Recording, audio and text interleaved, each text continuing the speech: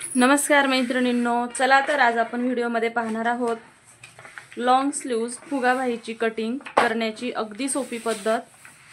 तर व्हिडिओ शेवटपर्यंत पहा आणि आवडल्यास लाईक, शेअर आणि चॅनलला सबस्क्राइब जरूर करा। तर आता इथं फुगाबाई कटिंग करण्याची पद्धत मी तुम्हाला पेपरवरती दाखवणार आहे। तर त्यासाठी मी ते पेपर फोल्ड करून घेतलेला आहे। कुठल्याही स्लीव्जचं कटिंग करताना आपण पेपर डबल फोल्डच घेत असतो। कटिंग करताना सगळ्यात आधी स्लीवची लेंथ महत्त्वाची असते। तर तुम्हाला जेवढी तयार स्लीवची लेंथ हवी आहे त्यासाठी तुम्ही स्लीवची लेंथ जेवढी ठेवणार आहात ती लेंथ घ्यायची आहे। तर मला इथे तयार 10 इंच उंचीची लेंथ हवी आहे, तर मी ते 10 वरती मार्क करून घेणार आहे। त्यानंतर चेस्ट साईजनुसार जे आर्महोल आहे त्या पद्धतीने आपण इथे मार्किंग करून घ्यायचं आहे। तुमची जेवढी चेस्ट साईज असेल त्यानुसार तुम्ही ते मार्किंग करायचं आहे। आता 34 साईजसाठी मी 7.5 इंच असं मार्किंग केलेलं आहे आणि हा बॉक्स तयार करून घ्यायचा आहे 7.5 इंचाचा। घेणार आहोत आपण कॅप हाईट। 34 इंच चेस्ट आहे, तर मी ते कॅप हाईट घेणार आहे 2.25 इंच। आता अशा पद्धतीने मार्किंग केल्यानंतर रेग्युलर जो स्लीवचा शेप असतो तो मी ते देऊन घेणार आहे। आता तुम्ही जर नवीन असताल आणि तुम्हाला हा शेप द्यायला अवघड जात असेल तर नवीन मैत्रिणीसाठी मी एक टिप सांगणार आहे स्लीवची कटिंगची। तर हा शेप देताना तुम्हाला अवघड जात असेल तर काय करायचं आहे, हा जो पॉइंट आहे कॅप हाईट पासून इथे स्लीवची जी उंची आहे तिथपर्यंत टेप असा ठेवायचा आहे आणि ह्याचा सेंटर पॉइंट काढून घ्यायचा आहे। सेंटर पॉइंट निघला की या पॉइंटच्या या बाजूला अर्धा इंचावरती एक मार्क करायचा आहे सेंटर पॉइंट पासून बाहेरच्या बाजूने, म्हणजे हा जो बॅकचा आर्महोल असेल त्या बाजूने। त्यानंतर हा खालचा इथून हा जो पॉइंट आहे या पॉइंटचा पुन्हा एक मध्य काढायचा आहे आणि या मध्यावरती पुन्हा एक मार्क करून घ्यायचा आहे आणि या मार्क पासून या बाजूला 1/4 इंच मार्किंग करायचं आहे। आता इथे 1/4 इंच मार्किंग केलं की ही लाईन सरळ अशा पद्धतीने आखून घ्यायची आहे आणि ही लाईन अशी सरळ आखून घ्यायची आहे। आता तुम्ही इथे पाहिलंच असेल की मी जसा आकार दिला बरोबर सेम तशीच लाईन इथे आलेली आहे। आता ही लाईन आणि ही लाईन जोडली की फक्त वरती इथे आकार द्यायचा राहतो। आता ही छोटी साईजची स्लीव्ज आहे त्यामुळे मी अंदाजे इथं 1.25 इंचापासून आकार द्यायला म्हणजे फिरवायला चालू केलेला आहे। जर हेवी साईज असेल तर तुम्ही 1.5 इंचापासूनही हा पॉइंट घेऊ शकता आणि मग खालच्या बाजूने आकार देऊ शकता। अशा पद्धतीने बॅकचा आर्महोल झालेला आहे। त्यानंतर हा जो पॉइंट असतो इथून आतला आर्महोल द्यायला स्टार्ट करायचे। हा आर्महोलचा पॉइंट थोडासा इथे खालच्या बाजूने, नंतर हा भागाचा फुगीर करत या पॉइंटला मिळवत अशा पद्धतीने हा आतल्या आर्महोलचा आकार देऊन घ्यायचा आहे। एवढी साधी आणि सोपी पद्धत स्लीव्ज कटिंगची आहे। जर नवीन मैत्रिणी असेल तर हा फॉर्म्युला वापरून तुम्ही अगदी सोप्या पद्धतीने स्लीव्जचं फ्रंट आर्महोल आणि बॅक आर्महोलचं कटिंग करू शकता आणि आकारही तुम्ही पाहत असाल खूप छान आलेला आहे। त्यानंतर आपण घेणार आहोत इथे 1.5 इंच सिलाई मार्जिन। आता ही सिलाई मार्जिन इथे मार्क करून घ्यायची आहे। त्यानंतर आता आपल्याला मेन वरती जो पफ बनवायचा असतो त्यासाठी एक्स्ट्राचं कापड किंवा कटिंग ठेवायचं असतं। तर तुम्हाला जेवढाही पफ बनवायचा आहे त्यानुसार तुम्ही ते उंची ठेवू शकता। तर तुम्हाला जास्त पफ हवा असेल तर तुम्ही 5 इंच उंची ठेवू शकता। मीडियम साईजचा हवा असेल तुम्ही 4 घेऊ शकता आणि तुम्हाला एकदम कमी हवा असेल तर तुम्ही 3 इंचापर्यंत ही उंची ठेवू शकता। तर आता मला इथे मीडियम साईजचा हवा आहे तर मी इथे 4 इंचावरती मार्किंग करून घेणार आहे। आता हे उंची झाली, ही पफची उंची झाली। त्यानंतर आपला हा जो पॉइंट आहे टोटल ह्याचा मध्य काढायचा आहे आणि याची जी उंची आहे ती इथे घ्यायची आहे। तर इथे आपण मध्य काढणार आहोत। तर हे टोटल 8 इंच आहे। तर या 8 इंचाची ही 4 इंच उंची म्हणजे या पॉइंटचा मध्य काढायचा आहे। असं लक्षात येत नसेल तर अशा पद्धतीने तुम्ही टेप ठेवायचा आहे आणि अशा पद्धतीनेही तुम्ही हा इथे मध्य पॉइंट काढून घेऊ शकता। तर अशा पद्धतीने सरळ टेप धरल्यानंतर थोडासा अर्धा इंचाचा फरक येतो, तर असा तिरका टेप ठेवायचा आहे। म्हणजे टोटल 8 इंच आहे आणि 8 इंचाचा मध्य येणार आहे इथं 4 इंच।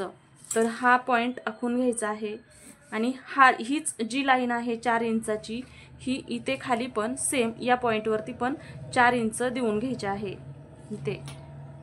आता हा पॉइंट आणि हा पॉइंट जुळवून घ्यायचा आहे।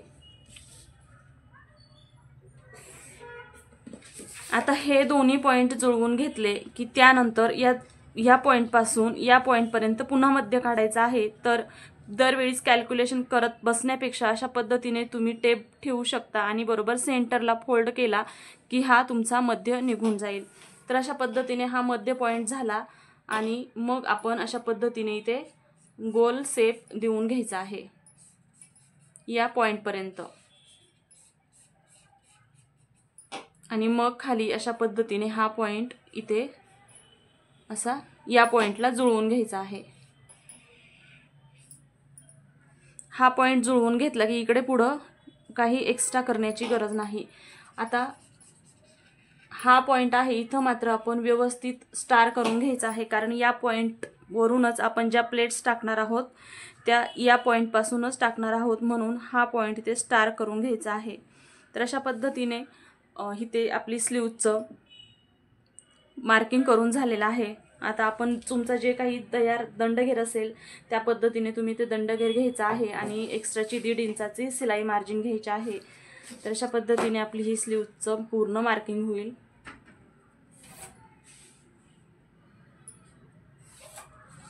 हे अशा पद्धतीने पूर्ण स्लीवचं मार्किंग करून झालेलं आहे। तुम्हाला जर काही डाऊट असतील तर तुम्ही कमेंटमध्ये विचारू शकता। तर चला आता ही स्लीवचं मी कटिंग करून घेणार आहे। हा पॉईंट आहे हा इथे कट देऊन घेणार आहे आणि नंतर आपण ह्याचं स्टिचिंग करणार आहोत। तर व्हिडिओ कंटिन्यू पहा।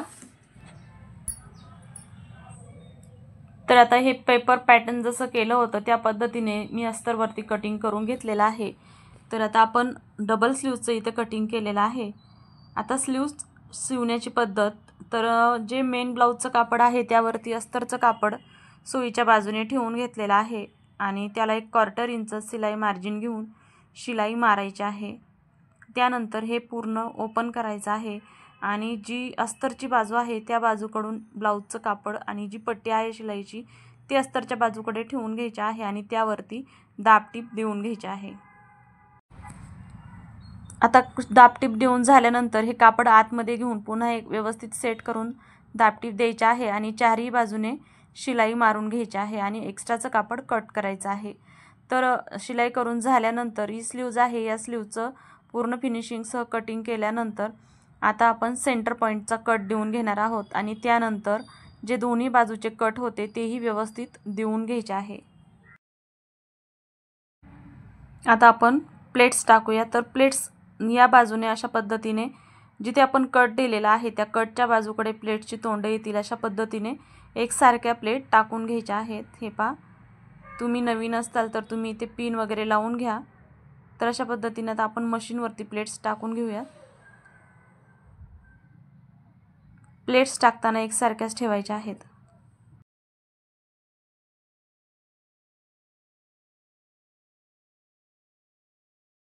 सेंटरपर्यंत एका बाजूने प्लेट्स टाकून घेतलेल्या आहेत आणि त्यावरती शिलाई मारून घ्यायची आहे। त्यानंतर दुसऱ्या बाजूनही सेम याच पद्धतीने प्लेट्स टाकून घ्यायच्या आहेत। एका बाजूच्या प्लेट्स पटकन होतात टाकून, दुसऱ्या बाजूने थोडासा वेळ लागतो। तर दोन्ही बाजूच्या प्लेट्स टाकून घ्यायच्या आहेत, शिलाई मारून घ्यायची आहे आणि इथे पाहू शकता सुंदर असं स्लीवचं फुगा तयार झालेला आहे। तर अशा पद्धतीने फुगा बाहीचं स्टिचिंग तर झालेलं आहे। तर आता ही बाही आपण स्लीव्जला जोडून बघूयात कशी दिसते। तर इथे पाहू शकता आपण स्लीव जोडून ब्लाऊजची फिटिंग करून घेतलेली आहे। त्यानंतर इथे स्लीव्जचा लुक कसा येतो इथे पहा, खूप छान पद्धतीने असा स्लीव्जला फुगा तयार होतो। खरं तरी स्लीव्ज घातल्यानंतरच व्यवस्थित दिसते। तर चला, तुम्हाला व्हिडिओ आवडला असेल तर व्हिडिओला लाईक करा, कमेंट करा आणि चॅनलवरती नवीन असताल तर चॅनलला सबस्क्राईब जरूर करा। तर पूर्ण व्हिडिओ पाहिल्याबद्दल सर्वांना धन्यवाद। सर्वांना श्री स्वामी समर्थ।